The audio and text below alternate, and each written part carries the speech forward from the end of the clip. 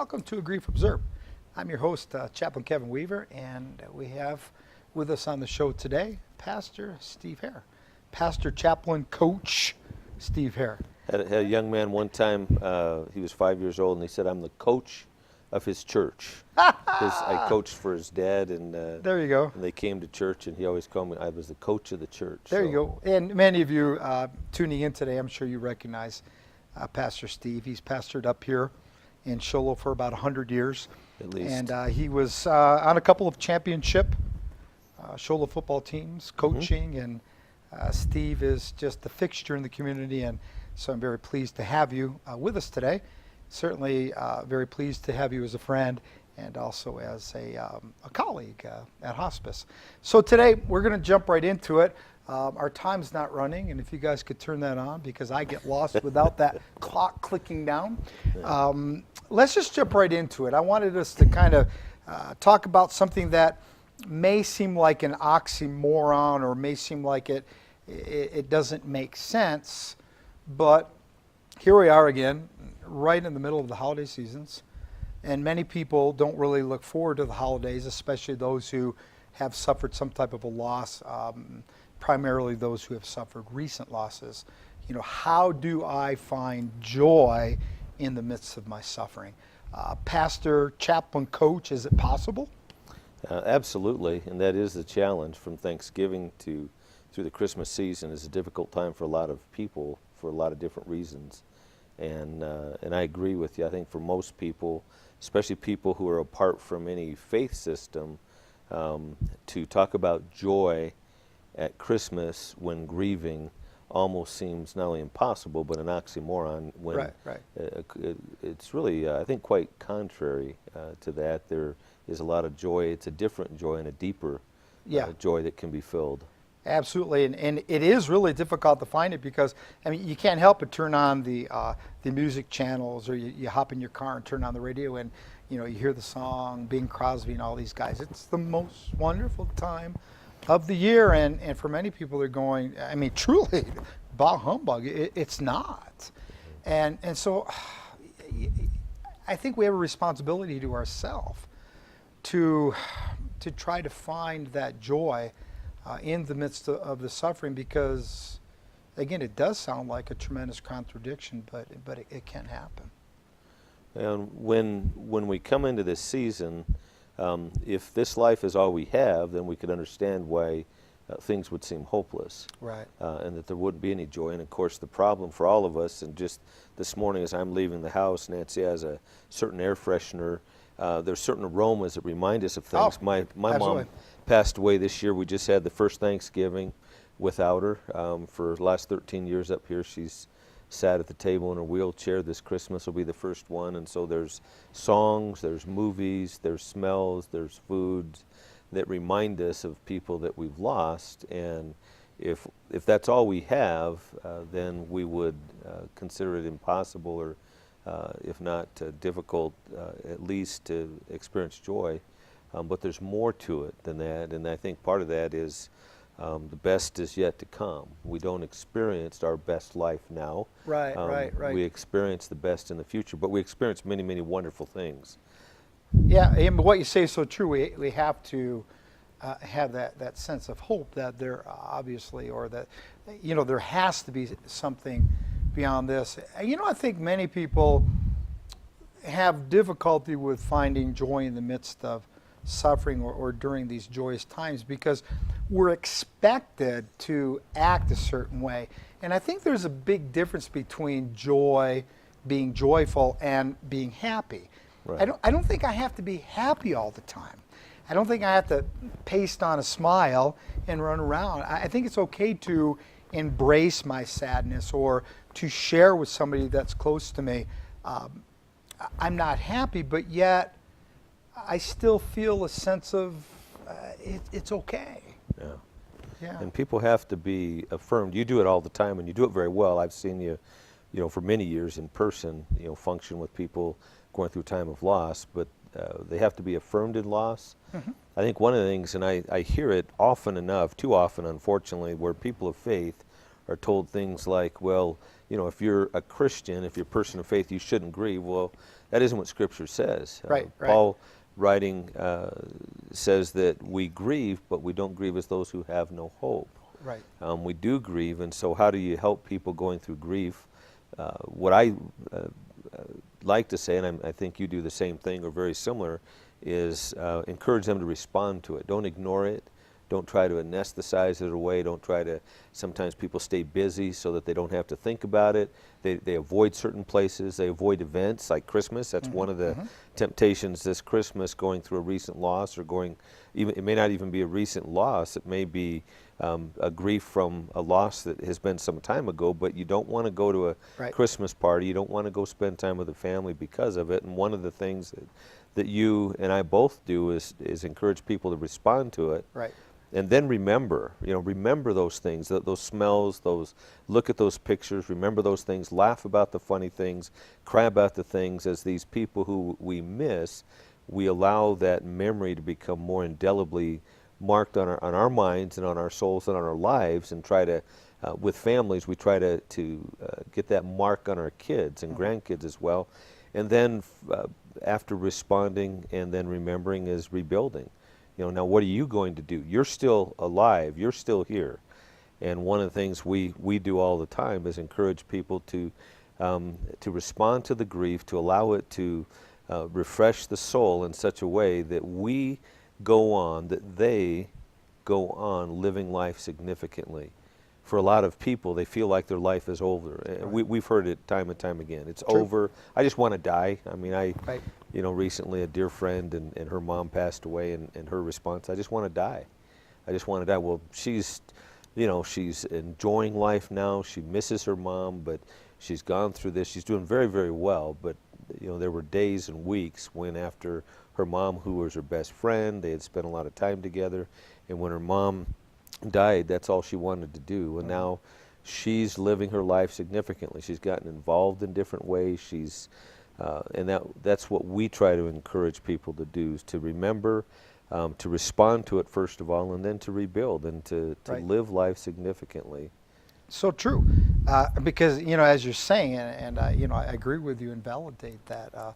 We think that the loss that's the end. I can't go on. It's all over, and the loss can be like the chapter in a book. The person's gone. We have a place for them in our heart, in our mind, in our spirit. But now we turn the page. The next chapter begins. And one person said, if you look at loss, now I'm on the leading edge of a new frontier. What is it that lies ahead of me? It's not disrespectful to turn the page, to go on with our life. We have to. By design, genetically, the human beautiful mechanism that we are, we're made, created, if you will, to heal, both physically, emotionally, spiritually. And so we need to move forward, embracing our grief, finding the right places for it, and then reinventing, recreating, stepping into those new challenges, those new possibilities. Well, how do you, in all your experience... oh, boy. Now, wait a minute. I'm the host. Let me ask you a question, Kevin. You can't ask the host the question. You got a powerful resource right here. So what is, in your experience, what is the most effective way that you have found personally to help encourage people to move beyond that grief? As they live significantly, I think they find joy. And part of it is you encourage them to finish well. Don't quit. Right. You may be hamstrung or feel like that. So in your experience, what's been kind of the key to helping people move beyond that and experience joy? For me, that really is quite an easy question to answer, because to me it's about being painfully and maybe even disrespectfully honest with it. I confront a lot of these loss and difficult situations with tremendous humor, and I bring the reality, the real honesty of it, because there is a scripture that says, "You shall know the truth, and the truth will set you free." It's by being just incredibly honest with yourself. so-and-so's gone. Okay, yeah, they're gone. I mean, being honest. We've kind of fallen into this rut of to be respectful is I've got to weep with you, I've got to mourn with you, I've got to cry with you, I've got to travail with you, I've got to suffer with you, and that's all a part of it. But I also have to be real with you. I have to be honest with you. I have to be helpful and hopeful, and I think to me it's all about just honesty, absolutely honesty, and finding the levity in it. Many times I'm looked at as really kind of strange and odd when I bring humor into the situation, but it's about confronting, I think, with honesty. Grammy's gone. I tell my grandchildren, Grammy's gone. Well, Grammy, yep, she's gone, and people say it all the time. We go to the cemetery because that's where Grammy is. Well, no, Grammy isn't there. Grammy's in heaven. Well, I, as a 57-year-old chaplain, grandparent, understand that, but the 6-year-old grandchild knows that we put Grammy in the grave. So we go to where she is. And so we're constantly bringing ourselves, our family, our loved ones to that place where they are. And then from there, from that honesty, we can begin to build, we can begin to teach, we can begin to bring them spiritually to where they need to be. So that, to me, that's why it's important to have the memorials, to have burials, to have those places to go to. So we as human beings, we can bring our loved ones to a certain place. So in that place, we can go to where we need to go. We can get to where we need to be. So my quick, brief, easy answer turned into a lot of jabbering. Well, all I would do is ask you easy questions. I think that reminds me a little bit dealing with our own kids and the loss of our 2 older boys who are now around 30 or pushing 30 when their grandmother, my wife's mom, passed away, and there was an open casket, and we went to the viewing, and Nancy and a lot of people wrestle. I know you get this question. I've gotten it. I know when I was 5 and remember my grandfather with whom I lived died, and I wasn't allowed to go. I've never forgot that. It was a mistake. I know my mom felt bad about that, and basically we, I think, generally counsel people to allow the children to kind of dictate. Don't dictate for them. Right. Perfect. But for my boys, when they went, and and here's grandmother's body in the casket, and I mean they're probably 4 and 2 years old, and of course the questions they ask, they want to touch, they want to touch her lips, give her a kiss type of thing. Some of the things they say, and we laugh at it, but for them it helped them to see there's a finality. Absolutely. And I know for us, for Nancy and I, we don't use the word gone or they're dead. Right. And that helps them to see there's a finality to it. Now, how do we move exactly and experience joy this Christmas? Exactly. And we are absolutely out of time. It just clicked by. Maybe we can pick this up in another session. But wrapping this all up, I mean, you said it. It's not letting that situation dictate, but letting them dictate. Whether it be our children, our emotion, let that emotion move us, flow with it, be honest to it, embrace it. And it's like a wave crashing in the ocean. Sometimes you got to fall back into that wave, let that wave take you where it will. It's going to spill you out somewhere, and then from there you pick yourself up, you move along. Thanks, Steve, for being here. Well, thank you I wish for we had more asking. time, but that's it. Thanks for joining us on A Grief Observed. We will see you we'll be back in just a few minutes. See you then.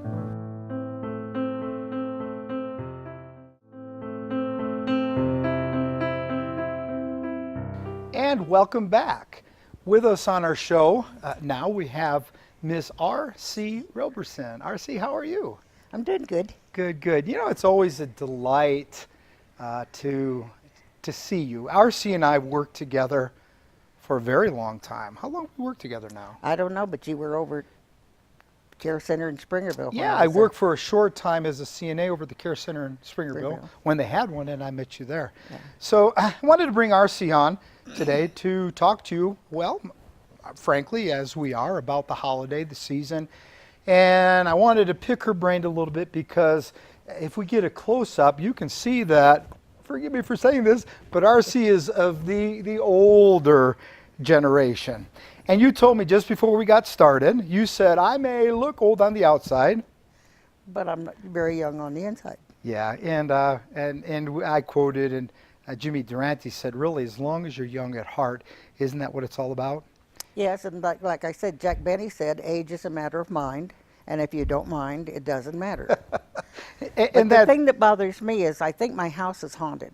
Oh, Because every time I go to look in the mirror, this old person gets in front of me and I can't see my reflection in the mirror. that's just perfect. And it's just all about being real with who we are, where we are, and frankly, in life and the seasons that come our way, they are what they are. And RC and I have talked a lot about the different seasons of life and the different phases that people go through, especially working at hospice together. The joys, the sorrows, the sufferings, the grief, and all that's involved. But for the next couple of minutes, we want to talk about remembering, well, the joys of the holiday, the joys of the traditions that we've established. So I'm putting you on the spot now. What is one of your favorite, most specialist holiday memories? Well, I have several of them because we were great disguisers. The one that I can remember most was the sorority was having a party that I belonged to, and my daughter was coming down, and I bought us identical green dresses. But with her dress, she had a gold belt, a gold necklace, and gold shoes. And mine was silver. Everything was silver. And I had it wrapped up in, not wrapped up, but I had it in a box, and I told her, now, take it out and wear it, and then when you come home, fold it up and put it back in the box, because it's your Christmas present. Oh, no. So she did. We went to the party and everything, and we come home, and she took the dress off and folded it back up and put it in the box, and put her shoes back in the box, and put her necklace in the little box it belonged in. So the next morning when she got up, she was really having a good time because she had bought a present for her stepdad, and it was in a box about like so, and it was wrapped, but the thing came up and it had a big bulb on the end of it. It looked like one of those things you hit. Oh, yeah. And she couldn't wait for him to open it because actually it was a pick. Oh, okay. The pick was in the box and the handle stood up and everything. So anyway, when she got to her presents, she picked this one and she said, this sounds like a green dress. And she put it down and pulled the lid off. It was a blue pantsuit. Oh, no. So she looked kind of startled and she said, oh. And then she picked up the box that had her shoes in it and she said, She took the lid off, and instead of being gold high heels, it was a pair of boots. So she said when she got to the necklace, she said, I'm not sure what this is. And sure enough, the necklace had been changed out. Well, it was the same year that her brother bought her a camera, a really expensive camera for Christmas. And so I had bought her a camera bag for her birthday, which is in January. So I took the green dress, the shoes, and the necklace and stuck them in the green bag and wrapped them up as a birthday present. Oh. So you're just of that thoughtful kind, the prankster, the getting the upper hand in that sense, but always the thoughtfulness. And that's really what we've got to I guess resolve ourselves to in all the difficulties of life. In our first session, we talked about finding the joy in suffering, and we can have those joyful, those expressive, those positive, secure moments as we truly learn to reach out and become human with one another. That may be some of the downside to the glitter of the holidays, is we get caught up in the hustle and the bustle, and we forget that above all things we just need to be human with each other. That's true. That's and the one good thing I think about getting older is actually you do get wiser. The things that upset you and bother you a lot of times when you're younger roll off your back. Yeah, it's true. I kind of have my own little motto now. After all these years of working with hospice and now aging, I'm the tail end of the baby boomers. It's true. I'm learning just not to sweat the small stuff. Well, that's we being an aide, we were losing several of our older people in the Eager, and I told this friend of mine, I said, that is so sad. And she said, I know it's sad. And I said, no, I want you to know that losing this older generation is really, really sad. And she said, yeah. I said, I mean really sad. She said, what makes it so sad? And I said, because that makes us the older generation. We step up. We come up and Lose them, step and all up. of a sudden we're the next one. We've graduated. We're the older generation. So, you told me a tale, a fable, of why we've selected December 25th as Christmas. And, share that with us.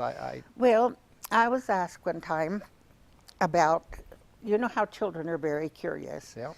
And if shepherds were in the field, they knew that it wasn't winter time. And so they wanted to know. And so I told them, I said, well, let me tell you, many, many long years ago, there was a group of wise men, and they noticed that when winter came, people got depressed, and they weren't happy, and they were just kind of down. So they got together and said, we need to do something to make these people in these villages cheer up a little bit. So what can we do? So they thought, and finally this one young one popped up and he said, let's have a party. And they thought, well, that's okay, but what kind of a party? There's all different kinds of parties that you can have. And this one guy said, well, everybody has birthdays. Yeah. Everybody does. So let's have a birthday party. And they said, but whose birthday can we celebrate that everybody else is going to want to celebrate? And this very wise man in the back said, how about our Lord's birthday? We can celebrate it. Everybody can celebrate the Lord's birthday. So they decided that would be a really good idea. But in order to celebrate a birthday, you have to give presents, right? Absolutely. Well, they couldn't give the Lord presents, but this wise one said, but we can give them to the ones we love to show our love for Christ. And so they decided that's what they would do, that on his birthday, instead of giving him the presents, they would show their love for him by giving presents to other people. And this one guy broke up and he said, but you can't have a birthday without a birthday cake. True. And so they decided, what could they decorate that would take the place of a birthday cake? And they decided they would decorate a tree. The tree would be the birthday cake for Christ. Wow. And they would put either a star or an angel on the top because they were the ones that was there when he was born. And so every year when you decorate your tree, you're really decorating Christ's birthday cake. And so that's why, and they picked the 25th of December because it was already some guy's birthday, and so they just decided they'd make it Christ's birthday. And so that's what they did, and that's why Christmas is in December, to make people feel cheerful during these winter months that's cold and dreary and not a lot of sun. But the sun, the light of Christ can shine and make you feel happy. It does me. What a beautiful sentiment. And, taking, if I might do so without being thought sacrilegious, taking the religion out of it and just the human aspect. A dark, dreary time of the year. We need to find something that pulls us all together. So we celebrate a very well-known personality. We offer something that is... Well, now see, this is the way I feel. I had heard a lady one time griping about Santa Claus. And I thought, how you don't realize how many children in the world do not hear about Christ. They're not taught him. But they know about Santa Claus. And what does Santa Claus do? He encourages children to be good. Right. He gives without expecting anything back. He is actually the Spirit of Christ, Right. the Spirit of loving and giving. Because the principle of loving and giving is universal. Right. There are certain laws that are in place that we all share in common, and we don't have to always worry about promoting the religious aspect of it. Promote the universal law, the law of Good. caring for my friend, saying that I care about you, reaching out, touching you. Right. Again, as we Well, started. he says, love one another as I have loved you. So that's what you do when you give to people and do things, your good deeds that you do. So So a human being human with one another. that's right. What amazing concept. So folks, there you have it. That's Christmas according to RC.